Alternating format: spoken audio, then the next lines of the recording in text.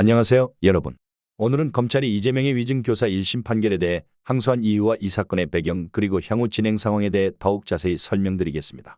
이 사건은 정치적 논란을 일으키고 있으며 많은 사람들의 관심을 받고 있습니다.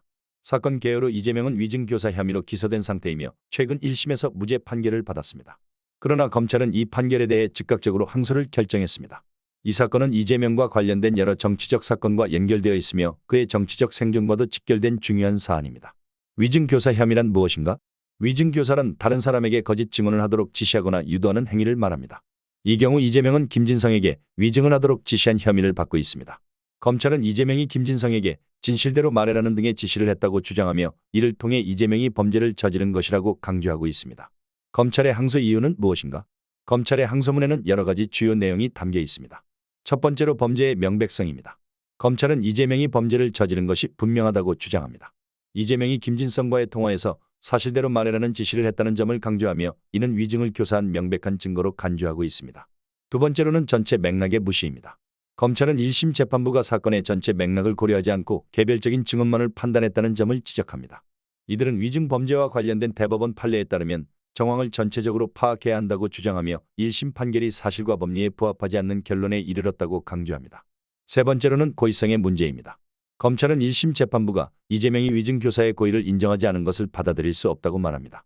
이재명이 김진성과의 통화에서 사실대로 말해달라고 요청한 맥락을 고려할 때 그의 고의성이 분명히 존재한다고 주장합니다. 네 번째로는 법리적 오해입니다. 검찰은 1심 판결이 법리적으로 중대한 오해가 있었다고 주장합니다. 이들은 재판부가 증거를 잘못 해석하고 이재명의 행위를 경시한 결과로 무죄 판결이 나왔다고 보고 있습니다. 이로 인해 이재명 측은 이번 항소에 대해 강력히 반발하고 있습니다. 이재명의 변호사는 1심 판결이 법적 절차에 따라 이루어진 것이며 재판부의 판단을 존중해야 한다고 주장합니다. 이들은 검찰의 주장을 다음과 같이 반박합니다. 첫 번째로 무죄 판결의 정당성입니다. 이재명 측은 1심에서 무죄로 판결된 것은 법적 근거가 충분하다는 점을 강조합니다. 그들은 사건의 개별적인 요소를 종합적으로 고려했으며 위증교사의 고의가 없었다고 판단한 재판부의 결정을 지지합니다. 두 번째로는 정치적 압박이라 주장하고 있습니다. 이재명 측은 검찰의 항소가 정치적 압박의 일환이라고 주장합니다. 그들은 이 사건이 정치적 맥락 속에서 진행되고 있으며 검찰의 행동이 특정 정치적 목적을 가지고 있다고 비판합니다. 이재명은 정치적 탄압을 받고 있다고 주장하며 검찰의 항소가 그의 정치적 생존을 위협한다고 강조합니다. 세 번째로는 증거의 신뢰성입니다. 이재명 측은 검찰이 제출한 증거의 신뢰성을 문제 삼습니다. 그들은 증거가 불충분하며 검찰이 주장하는 위증교사 혐의와 관련된 증거가 명확하지 않다고 주장합니다. 이들은 김진성의 증언이 신뢰할 수 없으며 이재명이 위증을 교사했다는 주장을 뒷받침할 수 없다고 강조합니다.